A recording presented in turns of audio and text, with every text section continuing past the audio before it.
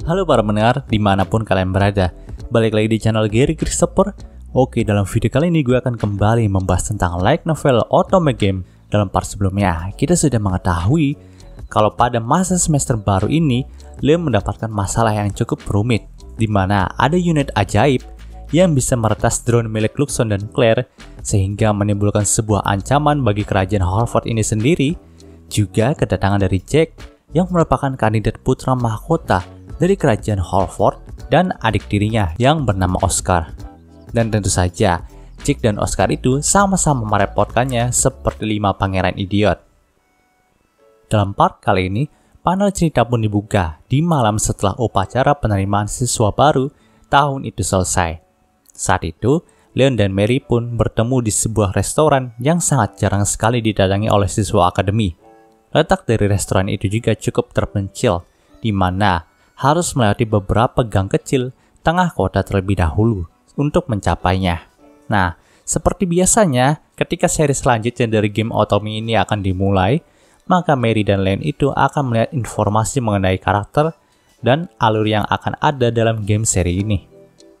Nampaknya, Luxon dan Claire juga sudah mengumpulkan beberapa informasi terkait setiap karakter yang akan muncul. Tapi karena ada unit ajaib yang meretas drone mereka dan merebut pangkalan data mereka, maka informasi yang diberikan oleh Luxon dan Claire itu masih belum bisa terlalu detail. Namun terlepas dari itu semua, mereka harus tetap menyelidiki dan menjaga alur dari game seri ketiga ini agar tetap berjalan secara mulus. Sesuai informasi yang diberikan, akan ada 5 target penangkapan dalam seri game ini. Tapi karena Aaron sudah menjadi wanita, maka hanya tinggal 4 target penangkapan yang tersisa. Sejauh identifikasi Luxon dan Claire, Jack dan Oscar itu adalah 2 dari target penangkapan dalam game seri ketiga ini. Jadi hanya tinggal 2 orang lagi yang masih belum teridentifikasi.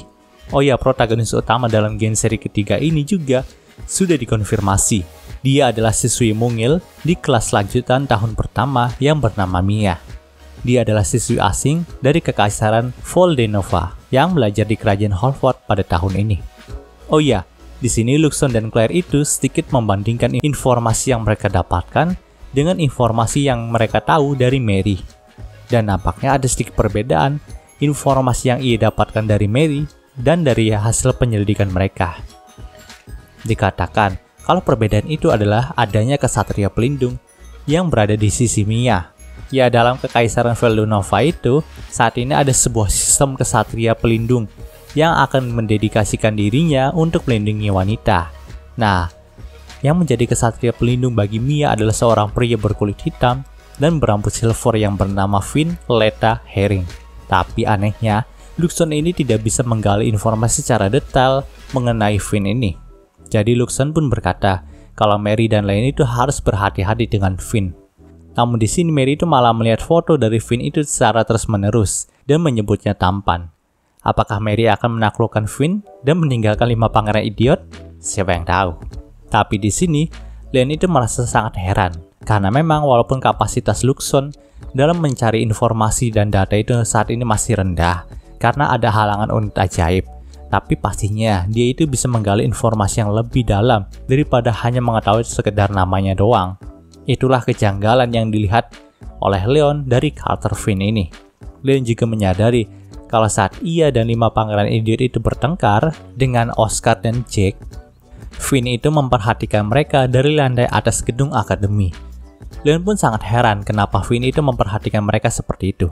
Namun tiba-tiba saja ada seorang kesatria yang masuk ke dalam restoran itu dan berkata kalau ada sesuatu masalah di depan restoran.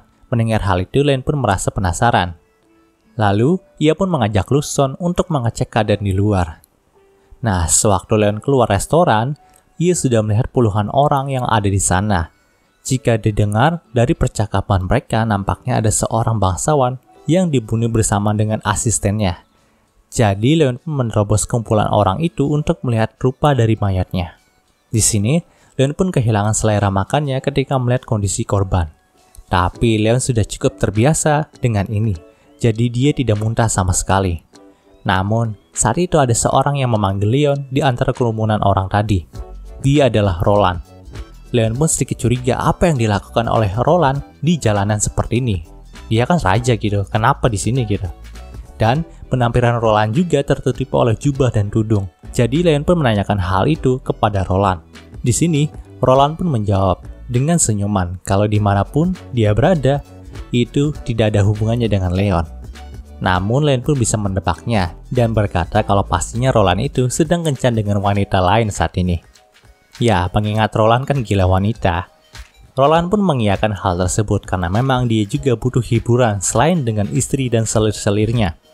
Di sini, Roland juga mengajak Leon untuk berbicara di tempat lain mengenai kasus pembunuhan ini. Dan karena Roland itu terlihat serius, jadi Leon pun mengikutinya. Panel cerita pun berpindah ke sebuah gang sempit lainnya. Saat itu, Roland pun memberitahu Leon mengenai identitas dari bangsawan yang terbunuh tadi. Dia adalah pegawai kerajaan yang baru saja dipromosikan. Nah, saat ini, kasus pembunuhan bangsawan yang baru saja dipromosikan itu sedang marak-maraknya di kerajaan Holford. Bahkan dengan ini, sudah ada 5 kasus pembunuhan yang terjadi belakangan ini. Mendengar hal itu, Leon pun bertanya apakah ini adalah kasus pembunuhan berantai? Tapi dengan gampangnya Roland itu menjawab kalau dia itu nggak tahu dan berkata kalau Maylin memiliki informasi yang lebih banyak daripada dirinya. Di sini, Leon pun mulai meragukan lagi apakah sosok yang di depannya ini adalah raja atau bukan gitu. Karena untuk kasus seperti ini aja dia nggak tahu gitu.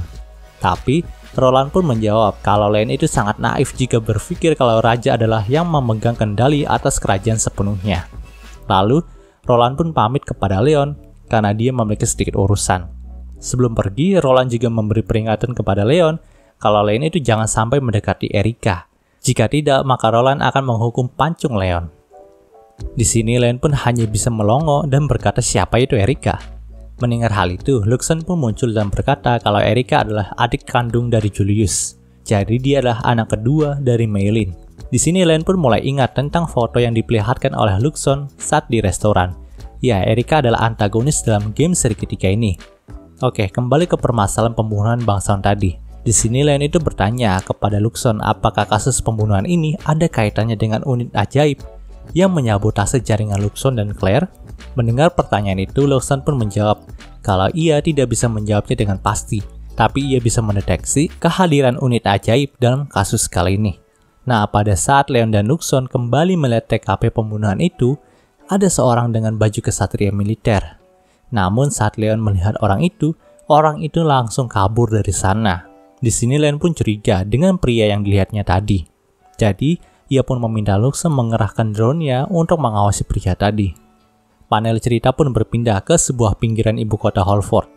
Ternyata di sana ada Gapino, sang utusan dari kerajaan suci Rachel yang pernah membantu Sergei untuk mengkudeta Alzer. Tapi karena Leon itu berhasil menghentikannya, maka sekarang ini Gapino dan kerajaan Rachel itu dendam kepada Leon.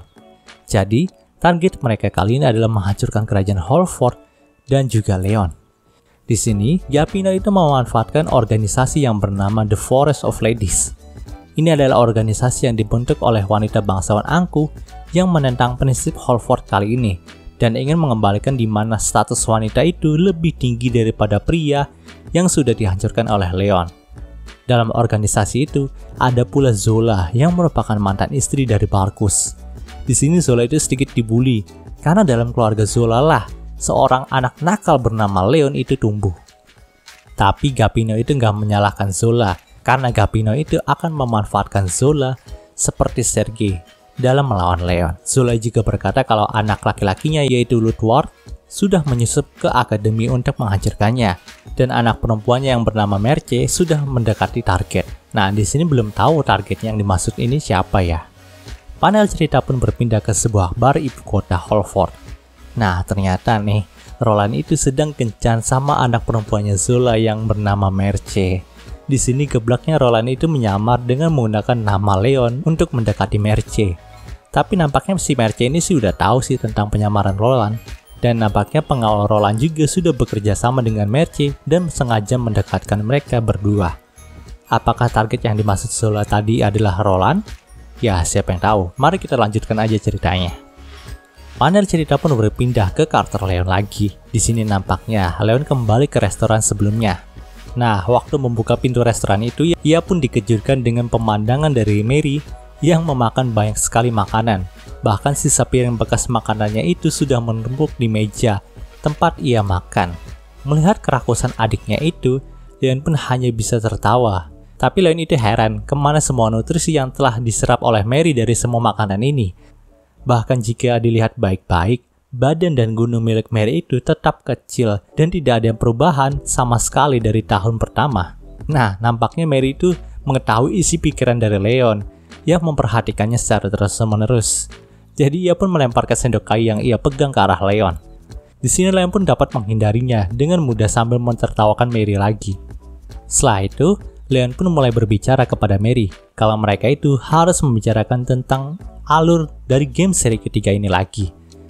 Mendengar hal itu, Mary pun sedikit males karena memang mereka itu udah berbicara tadi, kenapa mereka harus membicarakannya lagi gitu. Ya walaupun pembicaraan tadi itu hanya secara garis besarnya aja. Dan lagi pula Mary juga sudah agak lupa tentang cerita dari game seri ketiga ini. Karena memang ini sudah beberapa puluh tahun sejak ia bereinkarnasi dalam dunia ini. Alasan keduanya adalah karena Mary itu memainkan game seri ketiga ini menggunakan guide yang ada di internet. Namun dia tidak bisa menyelesaikannya dengan tuntas. Karena Mary itu bosan dengan seri ketiga ini, lalu ia pun berhenti di pertengahan jalan. Mendengar hal itu, Leon pun hanya bisa meminta Mary untuk menceritakan bagian yang ia ingat saja. Karena biasanya Mary itu juga akan ingat kalau mereka itu sedang berbicara bersama. Di sini, Mary pun diam sejenak. Lalu ia berkata, kalau masalah utama dalam seri ketiga ini adalah antara Mia, sang murid asing dari kekaisaran, dengan putri jahat dari kerajaan Holford yaitu Erika. Di sini, Luxon juga sempat menunjukkan foto dari Erika. Dia adalah gadis mungil dengan rambut hitam lurus yang nampaknya baik. Namun di balik muka baiknya itu, Erika sendiri memiliki kepribadian yang buruk dan suka membuat kebohongan yang mengerikan. Menurut Mary, ada setting dalam game itu di mana Erika mengidap penyakit mematikan dan karena itu ia ingin mendapatkan simpati orang banyak. Namun Mary merasa kalau itu adalah sebuah kebohongan yang ia ciptakan aja, mengingat kepribadian Erika yang buruk. Dalam ceritanya nanti, Sarah, adik perempuan dari Hertug itu akan datang ke Holford untuk belajar di akademi. Nah, Sarah ini akan dekat dengan Mia, dan Erika akan menjadi musuh bagi mereka. Nah, di sini Erika itu berani mengganggu Sarah, karena memang Sarah akan berasal dari sisa-sisa Vansos Dukdom yang telah kalah dari Holford. Dan hal itulah yang menjadi alasan kenapa Sarah itu tidak bisa melawan jika diganggu oleh Erika. Karena memang ya orang-orang dari kerajaan yang udah dikalahkan sama kerajaan lain itu harus tunduk sama kerajaan yang menang gitu. Lalu di tahun kedua nantinya ada setting di mana ayahnya Mia itu ternyata adalah seorang raja dari kekaisaran itu sendiri. Sontak hal itu akan mengangkat derajat Mia dan Erika itu nggak berani mengganggunya lagi. Sebagai gantinya, Erika itu akan mengganggu Sarah secara terus-menerus. Hingga akhirnya Sarah itu depresi dan memanggil dewa penjaga langit, juga laut, untuk menghancurkan Holford.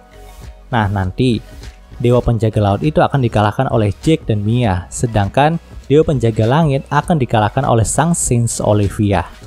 Itulah cerita yang Mary tahu saat membaca guide dari internet. Tapi karena dewa penjaga langit dan dewa penjaga laut itu sudah dikalahkan oleh Leon dan lain-lain sewaktu di tahun pertama, maka hal itu tidak akan terjadi dalam game seri ketiga ini. Lalu ada seorang kesatria penjaga juga di dekat Mia. Itulah perbedaan dari game seri ketiga yang sedang mereka jalankan kali ini. Mendengar hal itu, Leon pun masih belum bisa memikirkan rencana apa yang akan ia lakukan untuk melancarkan game seri ketiga ini. Nah, waktu Leon melihat lagi foto dari Erika, entah kenapa, Leon itu merasa kalau Erika itu sangat mirip dengan Mary untuk beberapa alasan. Kalau saja Mary itu memiliki rambut hitam, maka mereka bisa dikatakan seperti saudara. Panel cerita pun berpindah ke karakter Mia dan Finn. Di sini nampaknya Mia dan Finn itu satu kelas dengan Erika. Hal itu terbukti dari Erika yang berada di sana. Erika juga tidak bersikap seperti yang dibicarakan oleh Mary. Bahkan di sini Erika juga sangat disukai dan dikagumi oleh Mia dan teman wanita sekelasnya. Namun entah kenapa Finn itu terlihat tidak terlalu senang melihat Erika. Oh iya, di sini Mia dan Finn itu sedikit membicarakan Leon. Ternyata nama Leon itu sudah terkenal sampai ke kekaisaran asal Mia. Bahkan Mia juga tahu tentang julukan kesatria jahat Leon. Namun di sini Mia itu salah mengingatnya dan malah menyebut Leon itu sebagai Raja Iblis. Panel cerita pun berpindah lagi ke karakter Leon, Raymond, dan Daniel. Di sini nampaknya trio ini mulai berkumpul lagi. Ya, semenjak Leon sibuk dengan urusan bangsawannya, dia tidak terlalu sempat untuk bertemu dengan Raymond dan Daniel. Waktu itu mereka pun membicarakan banyak sekali hal sambil minum teh. Ya, walau kebanyakan yang mereka bicarakan itu tentang curhatan Raymond dan Daniel mengenai wanita yang mereka kencani. Setelah selesai dari obrolan itu, Leon pun dipanggil oleh Noel karena ada masalah penting dalam akademi ini yang melibatkan Leon. Nah, waktu itu ada siswa bangsawan sombong bernama Marco yang mendorong siswi di depannya karena berjalan lambat. Hal itu Marco lakukan karena ia mengira kalau sistem wanita yang berada di atas laki-laki itu sudah dimusnahkan oleh Leon. Jadi, ia pun berlaku seenaknya kepada wanita. Karena wanita yang ia dorong itu berasal dari bangsawan kelas rendah juga, maka ia berani untuk menyakitinya dan berniat untuk mengeluarkannya. Bahkan Marco dengan bodohnya meminta Leon untuk mengeluarkan wanita itu dari akademi ini. Mendengar hal konyol seperti itu, Leon pun mengatakan kalau Marco lah yang salah, jadi ia harus meminta maaf. Nah, awalnya Marco itu nggak mau dan nggak terima, lalu malah pengen berniat memukul Leon di sini. Tapi karena temannya mengingatkan Marco tentang siapa itu Leon, maka Marco pun malah takut sendiri dan malah minta maaf kepada Leon. Bahkan akan menyerahkan sejumlah uang tutup mulut pada Leon. Mendengar hal bodoh itu lagi, Leon pun hanya bisa berkata kalau Marco itu seharusnya minta maaf kepada gadis yang ia dorong aja, bukan kepada Leon. Setelah kejadian itu, Angie pun menemui Leon untuk berbicara tentang masalah tadi. Di sini, Angie pun berkata, memang sistem dalam akademi ini sudah berubah total. Jadi Angie mengharapkan Leon itu sedikit maklum soal masalah seperti ini. Karena pasti nantinya akan banyak sekali bangsawan goblok kayak Marco yang membuat masalah lagi. Leon pun hanya bisa menerima hal itu. Tapi Leon pun masih heran kenapa Marco itu malah mengira kalau Leon bisa mengeluarkan siswa dari akademi ini. Secara logisnya, Leon itu cuma murid biasa aja di sini. Mendengar hal itu, Angie pun sedikit protes karena memang kalau tidak sesuai dengan prosedur formal nih, Leon itu bisa mengeluarkan seorang siswa dalam akademi ini. Apalagi kepala sekolah Leon juga adalah masternya yang tahu rekam jejaknya dari Leon. Maka pastinya pendapat Leon itu akan lebih diterima daripada pendapat dari siswa baru yang tidak memiliki prestasi apa-apa. Jadi Angie pun meminta Leon untuk lebih berhati-hati dalam berkata. Mendengar hal itu, Leon pun berkata kalau ia tidak mungkin mengkhianati kepercayaan dari masternya. Nah, entah kenapa nih setelah mendengarkan hal itu, Angie itu malah ngambek sama Leon. Angie juga berkata kalau mungkin aja master Leon itu adalah perempuan, maka Leon juga pastinya akan menikahinya. Nah, di sini Leon pun dibuat pusing lagi sama Angie yang ngambek nih. Karena Leon ini emang gak peka gitu. Sementara itu, Luxon pun hanya bisa berkata kalau ia berharap masternya ini bisa lebih belajar mengenai hati seorang wanita. Dan cerita di part ini pun berakhir. Oke, mungkin sudah pembahasan dari Light Novel Otome Game Volume 8 kali ini. Jika kalian suka videonya, jangan lupa untuk like, komen, dan subscribe ya, dan juga share agar gue lebih semangat lagi dalam membuat video dalam channel ini. Terima kasih telah mendengarkan sampai detik ini. Gue Gary Christopher, signing off.